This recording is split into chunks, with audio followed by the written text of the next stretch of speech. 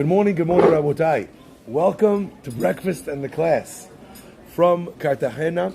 We'd love to include everybody here in all of the classes that we have while we're looking out at the hawks that are sitting right over here waiting for us to not finish our pancakes so they could swoop in and steal latet ochlam be'ito, like the pasuk says. Poteach et yadecha u'mazbiah l'chol charatzon. Today's breakfast and the class has been sponsored by the Haruni Mishpacha. Could you pass this for me? And the sponsorship for today, although anyone could sponsor it in the zechut of Safra, Tzedakah or Chazak, but is this beautiful mug. What happens at the seder stays at the seder. You have to pour the hot water in, and then you kind of get the message revealed. So Baruch Hashem, it's a special time to be preparing for the holiday, to be getting into the zone properly for our seder for tonight. We want to also welcome a long-time listener, right? Leon. Is it Leon Abenaim, who's one of our dedicated breakfast in the class listeners, who's hearing it for the first time live, right? Chazak Baruch, very, very special. You guys have heard it live when you came to visit, right? All right, Baruch Hashem. What is zechut? Very, very special. Please only answer Amen if you're listening to this live. Baruch atah Adonai, Eloheinu melech haolam she'akol nהיה baro. Amen. Okay, let's begin. My friends, there's a beautiful idea that I wanted to share with you today that I think is a very important bit of information that everyone needs to use today before the Seder is done. And that is as follows. We all know that we have a mitzvah of bi'ur Chametz today, to burn the Chametz. That's a very important mitzvah.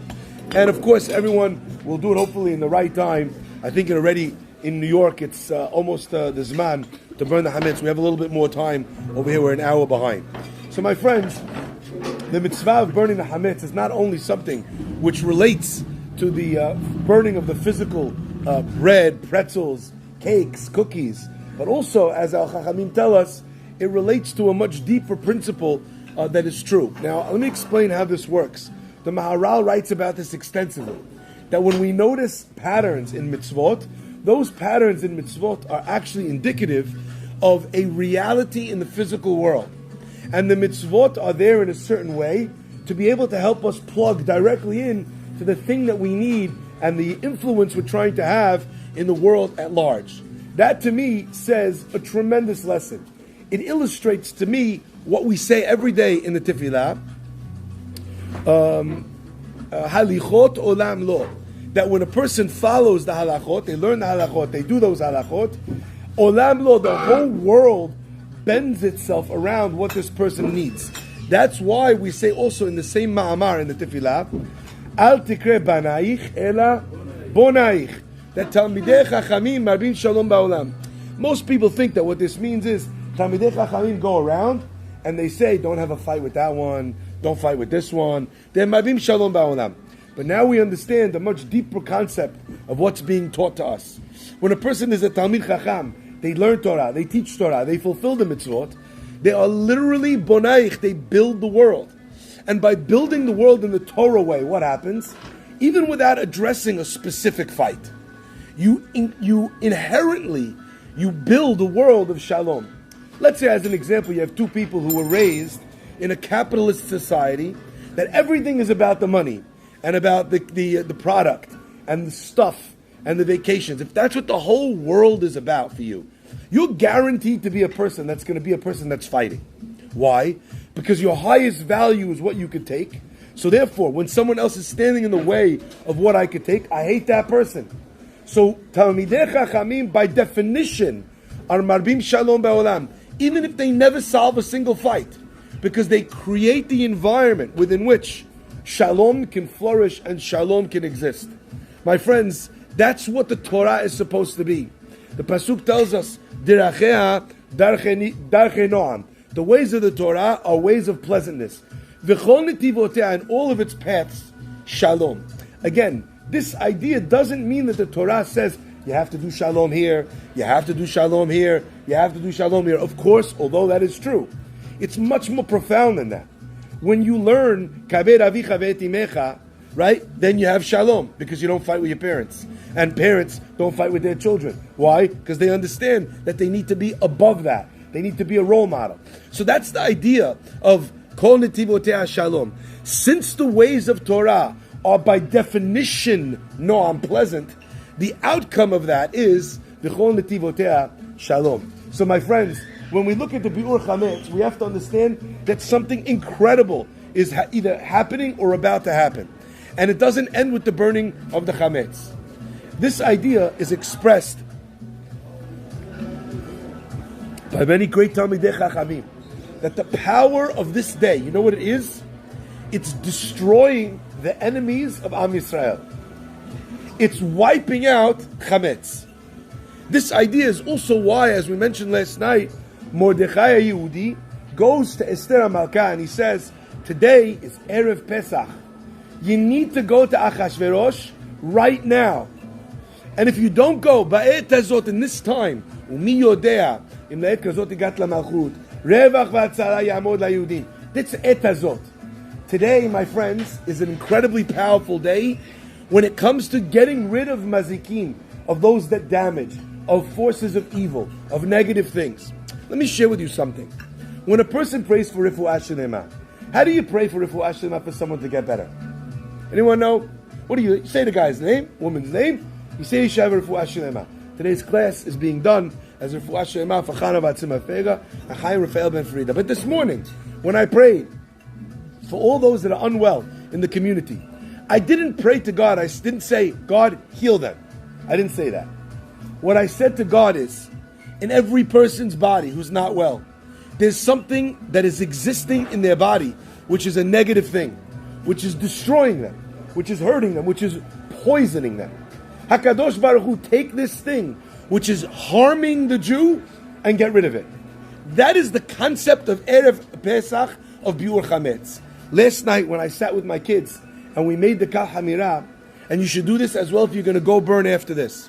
Not if you're going to go burn, Has v'Shalom, that's only for the Shaim. But if you're going to go burn your Chametz after this, okay, I want you to stand next to the fire. Before you do, you burn the fire, there's a beautiful L'Shem Yichud. Ask your children, which negative midah, because things that hold you back occupy many, many different ways. Things that hold you back could be Hamas, Yimach Shemam. It could be Iran, Yimach Shemo, right? It could be Hezbollah. It could be the anti-Semites on college campuses. It could be the people marching in protests. What's going on right now in Columbia University is out of control. Jews are being beat up on the university campus for standing there and supporting Israel. Some woman had a flagpole shoved in her face. She went with a black eye. Another guy also reported similar things. Actual physical violence is happening in America right now. And the campuses are doing nothing about it. And they, in the name of free speech, they're allowing people to literally be beat up in broad daylight. Cops are doing nothing. My friends, it is not enough on this day, Erev Pesach, to burn your Chametz without asking for a prayer that evil should be eradicated. But when you eradicate evil, my friends, you don't only do it in one way. The same way the mitzvah represents the item you need, and those two things coalesce and influence one another, so all forms of evil today, there is a power to destroy them. Why? Because all those years ago, on this great day, on this tremendous day, what happened? On this great day, the Jewish people were getting ready to be able to identify themselves as Jews, and then all of the Bechorot passed away. Our rabbis tell us that a huge portion of the Egyptian nation was also destroyed, because the Bechorot went to Paro and said, you're okay not letting the Jews out and we're going to die at midnight? Not having it. They strapped their swords on, the Bechorot of Mitzrayim, and they waged a civil war against Egypt. They killed their own parents. They fought to get into the palace of Paro. That's what it means, says the Midrash, Le'makeh Mitzrayim bibchorehem. It doesn't say Le'makeh bechore Mitzrayim. It says that he hit the Egyptians through their bechorim. My friends, so I'm going to ask you this question once again. What is it that you want to destroy today? What is it that you need to get rid of today? That's what a person needs to be thinking about. Your kas, your anger. your jealousy, your greed, your yetzer hara, your ta'avot enayim. So many times people will come to me and they'll tell me, Rabbi, I see your videos on Vayima'en. I say, thank you very much. I say, did they do anything? Were you shomer enayim anymore because of those videos? Would you watch videos every day and that's it? Chazak Baruch. This is an organization that the whole of the videos is dedicated to Shmirat Einayim. So you watch the video, that's all you do. That's what you signed up for. Imagine someone who says, you know something, I'm a lifeguard. And I'm going to sit on the beach, and every single day I'm going to sit there and I'm going to get paid to be the lifeguard. One day you see someone in the ocean, he's drowning. And the guy tells you, there's someone drowning. And the guy says, yeah, thank you, I know. I'm watching, I could see. Well, you could see, why don't you do anything? The answer is, he says to them, listen, I didn't sign up to save anybody. I only signed up to watch the videos. You understand? Mazboot. I went to the course with lifeguarding. I learned the things. I watched the movie. But now, this is what it was all for this minute. My friends, this is what it's all for this minute. Let's try and understand and plug into that. So my friends, on this thread, on this theme, I'd like to add one other element. An issue as well, a challenge.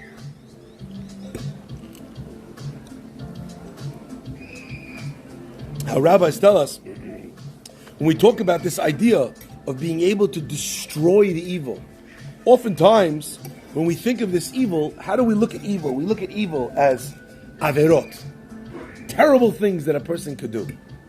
But that's not how the Torah looks at evil. I'll give you an example. Moshe Rabbeinu sees a man. He picks up his hand. What does Moshe Rabbeinu say? Rasha, lama takerecha. Did the guy hit him yet? No. Why is Moshe Rabbeinu calling him a Rasha? Good question. He didn't do it yet. This is Minority Report. What's he doing? Listen to this, my friends. It's so powerful. If you came to hit your friend, what does that mean? You already have anger and hatred living in your heart. So it's true, I didn't hit him yet, but I did other Isurim already so that I let it get to this place. Does that ring clear? Does that ring powerful? I'll give you an example exactly on this point. The Pasuk tells us, we're learning it in Masechet Makot with the guys learning in Makot with me. The Pasuk says that a person who kills someone by accident, you know what decides if it's an accident or not? Did you hate him yesterday? If you hated him yesterday, it's not an accident. In fact, the Gemara, the Mishnah and the Gemara over there talk about, if a guy hated him before, that's not considered mitah b'shogeg. Not only that, there's an opinion that says, if you hated the guy yesterday, if today you come to kill him, we don't even need to have to give you hatra'ah. We don't even have to warn you. You know why? We know you know exactly what you're doing. You know why? Because there's hatred in your heart. So it's not that I'm preemptively calling you a Rasha for the hitting. I'm calling you a Rasha post-fact because you allowed that hatred in your heart. And the Pasuk says explicitly, Lo tisna et achicha bilvavecha. My friends, that's also evil. To hate a Jew is evil. Does that land? When we're burning, what are we burning? I'm not only burning the fact that I have this terrible avon and this terrible avon that everybody knows, everyone feels guilty about. It also lands on all the things that you don't feel guilty about and you don't think are even a problem. I spoke at a wedding a little while ago and I shared something. I think it was very powerful. I don't know if anyone else agrees with me. I thought it was very powerful. The Pasuk tells us if you have a yoledet, the yoledet, after she gives birth, has to bring a korban chatat and a korban olah. She brings a korban olah, beautiful, wonderful. But why does she bring a sin offering? What'd she do wrong? She had a baby. Is there any bigger mitzvah than a Jewish woman having a baby? Beautiful, great mitzvah. Listen to this. The Chachamim tell us that in the throes of childbirth, she might have decided, you know what? I'm never going to be with my husband ever again. I don't ever want to be with my husband. I don't want to have any more children. Chalas, it was too hard. It was too difficult. And because she said that, we have a korban chatat. We don't want her neder.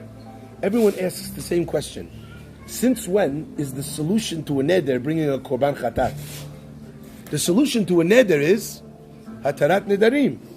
You need a petach for the neder, but If ever there was a petach, it's the fact that someone is in the throes of childbirth when she makes this declaration.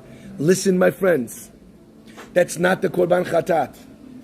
The korban chatat is that in marriage, the closest relationship between two beings, one of them could have said, I want to have nothing to do with the other ever again. The Torah's eyes, a couple is supposed to be loving, connected, wanting to spend time with one another. If a wife could say, for whatever reason, I don't want to be with my husband anymore, that requires a korban chatat. If you could say about another Jew, I don't want to be with this person, I don't want to associate with that guy, we don't go there, we don't hang out, that person is another, those differences are already evil, and they need to be eradicated from the Jewish psyche. So this is also part of the concept of Bi'ur Chametz. I want to give one last example. So for all of us, today, throughout the whole day, you have the opportunity to do this. Make sure you take the opportunity to pray. You have a child that has reading difficulties. Throw that in there. It's stopping him from being able to learn Torah. You have a son or a daughter who's got a challenge with a relationship with someone else in the family. It's stopping shalom from the family. Pray to HaKadosh Baruch Hu that those feelings disappear. Is this clear? I want everyone to understand the opportunity that you're missing if you just go swimming today. Okay? Spend the time. Find the things. What do you want to burn? I'll end with this. Our rabbis tell us that a person who is kafui tova, who does not recognize that someone has done him a favor, that person is considered abominable in the eyes of God. So there's a lot of things that people run around talking about. The Torah says this is an abomination. We're checking lettuce, because eating bugs is also abomination. We're checking lettuce with a light box, right? We're holding it up, triple washing it, because we don't want to eat any bugs, right? Everything that you can eat over here will be bugless lettuce. Why? Torah says, to'eva. My friends, listen carefully. You know what else is to'eva? A person who has arrogance is to'eva. A person who's kafui tova, who denies that someone did something good for him, is not grateful, is not appreciative, to'eva. If you're complaining when you're on a Pesach program, to'eva. You have so many beautiful things around you, and what did you do? You found the one bad thing? God says to'eva. How do we know that God can't be with that person? Because we find exactly that idea by Adam HaRishon. Adam HaRishon post-sin, Hashem says, you can't be with me in Gan Eden anymore. I'm here in Gan Eden. You can't be here. You know why? Because the two of us can't be together. When I asked you, why did you sin? Where are you coming from? Ayeka, what did you say? The woman you gave me, she gave to me and I ate. You don't recognize, you're not appreciative, you're not grateful. I can't be with you. Sometimes a person struggles in spirituality and they don't know what the problem is, why they're not connecting. This is one of the answers. You know why you're not connecting? Because God can't bear to be with you. It's not that you're not trying. You're trying everything. You have everything done. But God can't bear to be with you in the same room. Because you're a person who doesn't have appreciation. Work on your appreciation of people, of things. I'm schwitzing like a cow. But you know what? I don't know if cows schwitz. That might be an inaccurate factoid. Okay? But I'm happy to be here. I'm happy to be doing this shiur. I'm happy to be teaching Torah. Because while I have this negative thing, there's so many other positive things that are wonderful. Like the fact that I'm shouting over music. It's amazing. There is music. You're complaining that there's music in your life? Do you understand? That's the way to shift this. If you're a person that is always critical, pray to Hashem that ends. They tell us an amazing maaseh. Rav Shach, when he was a little bit younger, he was very, very poor. Didn't have 2 pennies to scratch together. Anyway, one of the students sees the rabbi, puts on his coat, and he's getting ready to walk in, and it's not the time. The rabbi has a shiur, a mincha, and the rabbi was famous for having a very rigorous learning schedules. He says, where are you going? He says, I'm going to give Atayim. He says, you're going to give Atayim by foot? He says, yes, I have to go. I need to go there. It's very important. And I can't afford. He couldn't afford to take a bus, or he couldn't afford to take a cab. So he's going to walk there. He says, Rebbe, why are you walking all the way to give Atayim? Even though he wasn't very old, but he was already older. And the rabbi says, I have to go, there's a funeral.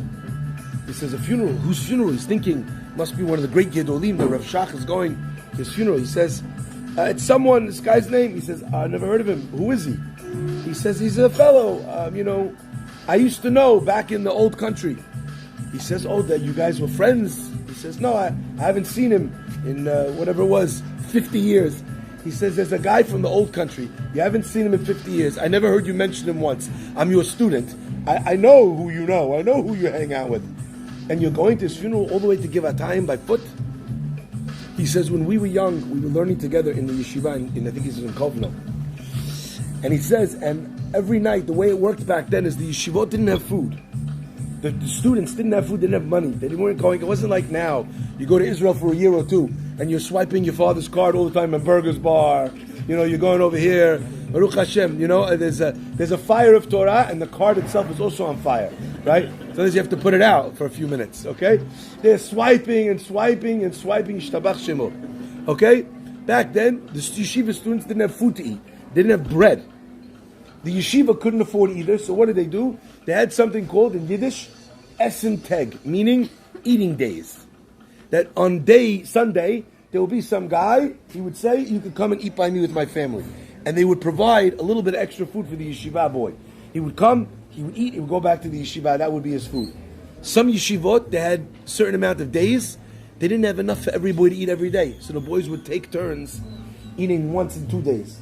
This was the Mesirut Nefesh that they used to have in yeshiva. Okay? My friends, some boys in yeshiva say today, Rabbi, sometimes I feel like eating only once in 2 days. You haven't had yeshiva food in a while. Okay? However, that's your choice, Rahi.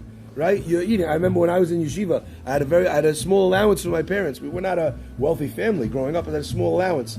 So I remember for Shabbat, I couldn't bear to eat the food. I had grown up with my mother's food. I got there. I never knew what potato gulga was. I didn't know from any of this thing. Chopped liver, right? We had some hameen, maybe more a little bit cholent, but this was hardcore cholent, right? I didn't know like what I would do. So I would go to the store and I would buy a slice of deli meat and a bottle of pickles, and that would be my Seudot Shabbat until I got used to the food. A year and a half, 2 years later. If I didn't have enough money in my allowance, I would buy only the pickles. And I remember eating in yeshiva for many Shabbats. My Seudah was grape juice, challah, dipping the challah in the batamt garlic dill. Remember that? With the striped red and white cap, garlic dill, dipping it in, pickles, challah in the thing, right? Until I didn't know what my father meant when he said, why is this night different that tonight we dip? I'm like, Abba, I dip every Shabbat. Anyway, so what's it called? So this was my meal, so I understand. Either way, they used to have Essenteg. They used to eat on certain days. Rav Shach got someone offering him the opportunity to come eat by him, but he lived all the way on the other side of town. Now, I don't know if you've ever been to any of these places in the winter. I've been to Poland many times in the winter. You cannot understand the cold that you have in these countries. In Poland, in Russia, you think in New York City, you think wherever you are in America, Las Vegas, it gets very, very cold, right? It's very hard to understand. I remember once being outside, standing in a ski suit, not on a mountain. We were in a concentration camp in Poland. We were just standing there. I was in a ski suit, wearing layers and layers, and I was still freezing cold. This fellow, Rav Shach, says to his student, at that time, I was walking to Kovno for food. He says that I didn't own, Rav Shach, the family was very poor. I didn't even own a jacket. So every time I would have to go take this walk, he would lend me his coat, and I would walk in his coat to go get my food from this family. So 50 years later, the rabbi is walking to give Atayim to be able to go to his funeral. Why? Hakarat Hatov. We live in a generation that's very spoiled. But there's two things that you could do when you see that something is spoiled. Number one, drink it anyway. Every yeshiva boy or college student knows that terrible feeling when you have a big day, a test, a farher, and you pour yourself a coffee, and then you take the milk, and you pour the milk in the coffee, and all of a sudden, wow.